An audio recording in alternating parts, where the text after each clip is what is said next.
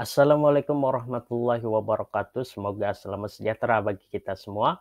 Kembali lagi kita bertemu di channel edukasi belajar biologi.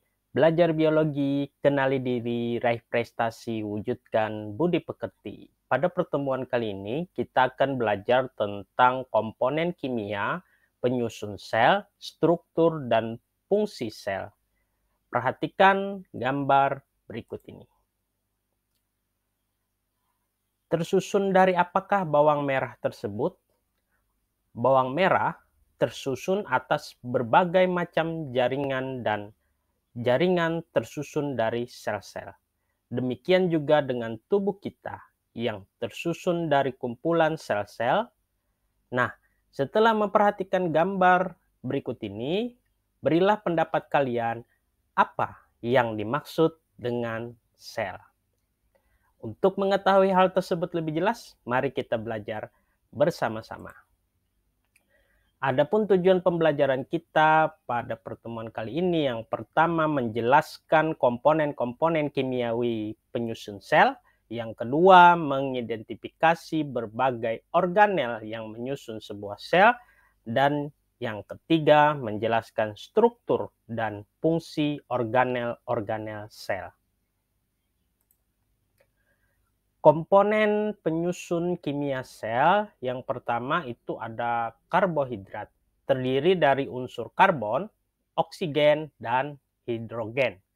Rumus molekul karbohidrat adalah CnH2ON. Nah, berdasarkan fungsinya, karbohidrat dapat dikelompokkan menjadi karbohidrat sederhana sebagai sumber energi di dalam sel. Kemudian karbohidrat rantai pendek sebagai cadangan energi, serta karbohidrat rantai panjang sebagai komponen struktural organel dan bagian sel lainnya. Sedangkan berdasarkan struktur ikatan molekulnya, karbohidrat digolongkan menjadi monosakarida, disakarida, dan polisakarida. Komponen yang kedua, lemak. Lemak tersusun atas unsur karbon, hidrogen, dan oksigen. Lemak dibangun oleh gliserol dan asam lemak. Dalam sel hidup, lemak berfungsi sebagai komponen utama membran plasma, pembentukan hormon, dan pembentukan vitamin. Komponen yang ketiga, protein. Protein tersusun atas karbon, hidrogen, oksigen, dan nitrogen. Protein tersusun atas protein struktural dan protein fungsional. Protein struktural adalah protein penyusun organel sel, misalnya membran, kemudian mitokondria, ribosom, retikulum endoplasma. Sedangkan protein fungsional adalah protein yang terlibat dalam metabolisme tubuh, meliputi enzim-enzim dan hormon yang berfungsi mengatur reaksi-reaksi kimia yang menjaga sel tetap hidup. Komponen yang keempat, asam nukleat. Dalam komponen kimiawi sel, asam nukleat merupakan materi inti. Jadi ada dua macam asam nukleat, yaitu asam deoksiribonukleat atau DNA dan asam ribonukleat atau RNA. Fungsi asam nukleat adalah untuk mengontrol aktivitas sel dan membawa informasi genetik. Asam nukleat merupakan polimer nukleotida. Yang kelima, air adalah senyawa utama komponen kimiawi sel yang jumlahnya terbesar dalam menyusun sel, sekitar 50 sampai 65 berat sel. Air adalah komponen esensial cairan tubuh yang terdiri dari plasma darah, cairan intrasel atau sitoplasma, dan cairan ekstrasel. Air dalam sel berfungsi sebagai pelarut dan katalisator beberapa reaksi biologis. Komponen yang keenam ada vitamin, yaitu komponen kimiawi yang dibutuhkan sel meskipun dalam jumlah kecil. Akan tetapi ia harus ada untuk menunjang berbagai fungsi sel dalam proses metabolismenya. Peran vitamin adalah mempertahankan fungsi metabolisme, pertumbuhan, dan sebagai penghancur radikal bebas. Beberapa contoh vitamin yang saat ini telah ditemukan antara lain ada vitamin A, B1, B2, B3, B5, B6, B12, vitamin C, vitamin D, vitamin E, vitamin K, dan vitamin H. Yang terakhir, komponen ketujuh adalah mineral, yaitu komponen struktural sel yang berfungsi dalam pemeliharaan fungsi dan kerja metabolisme, kemudian pengaturan enzim, menjaga keseimbangan asam dan basa. Di dalam sel, mineral ada yang terkandung dengan jumlah yang besar atau makroelemen dan dalam jumlah sedikit atau mikroelemen. Beberapa contoh mineral makroelemen misalnya kalsium, magnesium, fosfor, klor, natrium, dan belerang.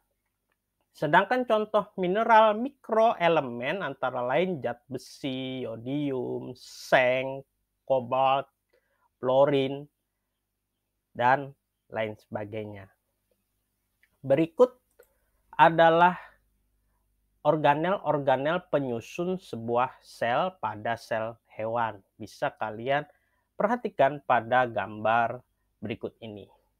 Sel-sel memiliki organel-organel sel yang melaksanakan fungsi-fungsi tertentu. Organel-organel sel tersebut seperti yang ditampilkan pada gambar berikut ini. Kemudian pada gambar ini merupakan sel pada sel tumbuhan dan sel bakteri. Sel berdasarkan keadaan inti itu dibedakan menjadi sel prokaryotik, yaitu sel yang tidak memiliki membran inti sel. Contohnya sel bakteri. Sel bakteri memiliki membran plasma, sitoplasma inti sel, dan ribosom. Sel yang berikutnya yaitu sel eukaryotik, yaitu sel yang memiliki membran inti sel. Contohnya seperti sel hewan, sel tumbuhan, sel manusia. Nah, struktur dan fungsi bagian utama dari sel. Sel terdiri dari 4 bagian utama. Ada inti sel yaitu sebagai pusat sel atau nukleus. Nukleus ini berfungsi sebagai pusat pengatur kegiatan sel. Yang kedua, sitoplasma, yaitu bagian di luar inti sel dan di dalam membran sel yang terdiri dari cairan berupa sitosol dan badan-badan atau organel. Yang ketiga, membran sel, yaitu bagian luar sitoplasma yang mengatur keluar masuknya zat dari luar dan dalam sel. Membran sel ini berfungsi sebagai pelindung sel dan pengatur keluar masuknya zat dari dan ke dalam sel. Nah, yang keempat ini khusus pada sel tumbuhan terdapat namanya dinding sel, yang mana ini berfungsi untuk melindungi bagian sel yang terletak lebih dalam, memperkokoh sel, mencegah agar sel tidak pecah, kemudian menjadi tempat berpindahnya air dan mineral pada sel tumbuhan. Nah, berikut lebih lengkap struktur dan fungsi organel-organel yang ada di dalam sel. Yang pertama ada sitoskeleton, adalah rangka sel yang terdapat pada sitosol. Fungsi utama sitoskeleton ini yang pertama pemberi bentuk sel, yang kedua alat pengatur pergerakan sel dan perpindahan organel, yang ketiga pengatur gerak kromosom dan organel pada saat pembelahan sel berupa benang spindle. Kemudian ada beberapa macam sitoskeleton. Yang pertama itu ada mikrotubulus, struktur bentuk tabung berongga dengan kolom tubulin. Fungsinya adalah mempertahankan bentuk sel, menyusun benang spindle, motilitas silia, dan flagel. Kemudian ada mikrofilamen. Strukturnya dua untai aktin yang terjalin. Fungsinya berubah bentuk sel, motilitas pseudopodia. Kemudian ada lagi sitoskeleton itu berupa filamen intermediate.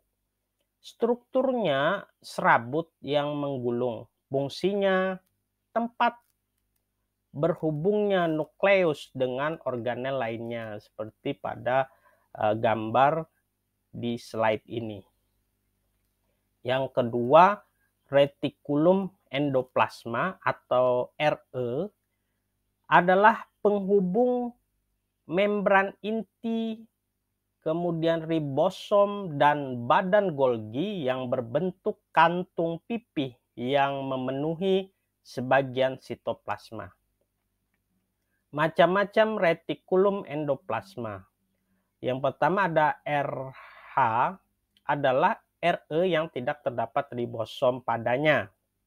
Letaknya jauh dari membran inti. Fungsi RH yakni sebagai tempat sintesis lemak untuk hormon, kemudian metabolisme karbohidrat, kemudian penyimpanan kalsium, dan detoksifikasi racun. Yang kedua dari retikulum endoplasma ada RK atau retikulum endoplasma kasar. Adalah ribosom yang melekat pada RE, jadi berupa granula. Letaknya kebanyakan dekat dari membran inti sel. Fungsi RK adalah untuk mensintesis protein bersama ribosom yang akan digunakan di membran atau luar sel. Yang ketiga, ribosom adalah organel berbentuk bintik kecil yang tersusun atas RNA dan protein. Fungsi ribosom sebagai tempat sintesis protein yang dibutuhkan sel dan mengelompokkan membentuk poliribosom. Ribosom terdiri dari dua, dari ribosom yang bebas tersebar di sitosol, yang kedua ribosom ikat menempel pada RE kasar. Yang keempat, mitokondria adalah organel yang melakukan respirasi yang terdiri atas krista dan matriks. Fungsi mitokondria adalah mengubah senyawa organik yang diterima menjadi energi atau ATP melalui proses respirasi. Yang kelima ada badan Golgi atau diktiosom pada tumbuhan. Adalah vakuola pipih yang terdiri dari kisterna dan lumen. Badan Golgi berfungsi sebagai tempat modifikasi protein yang disintesis ribosom untuk diubah menjadi enzim, hormon, dan protein struktural atau organel baru. Yang keenam ada vesikel atau vakuola. Adalah segala jenis macam kantung yang terdapat pada sel. Macam-macam vesikel atau vakuola. Yang pertama vakuola tengah atau tonoplas.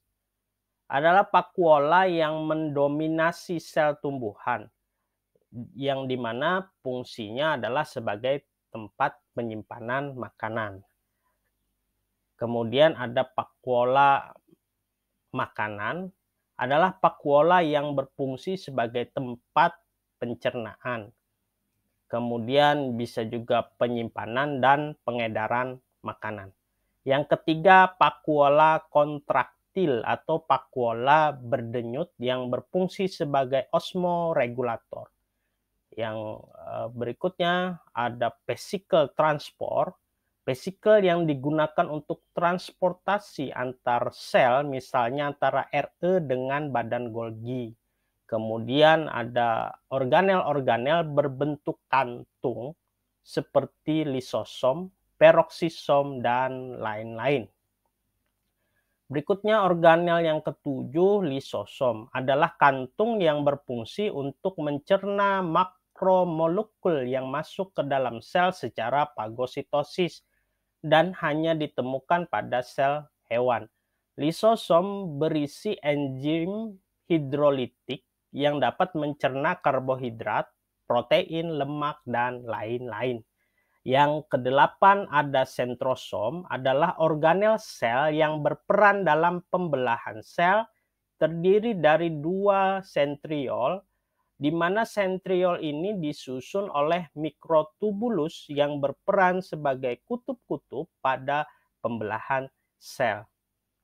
Yang kesembilan, plastida, adalah organel yang membentuk makanan pada sel tumbuhan. Macam-macam plastida itu ada, namanya yang pertama kloroplas, mengandung pigmen klorofil atau hijau yang peka terhadap energi cahaya tampak, yaitu 400 sampai 700 nm, kecuali warna hijau dan kuning.